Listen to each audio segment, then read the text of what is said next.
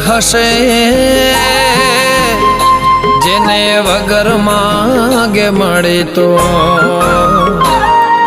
નસીબદાર હશે જેને વગર માગે મળે તો નસીબદાર હશે જેને વગર માગે મળે તો માંગતો દુઆને રોજ મને ના મળે તો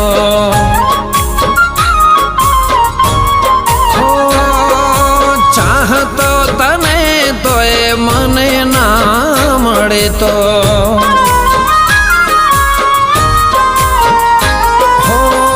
વાંક નસીબના સમજુ કે મારા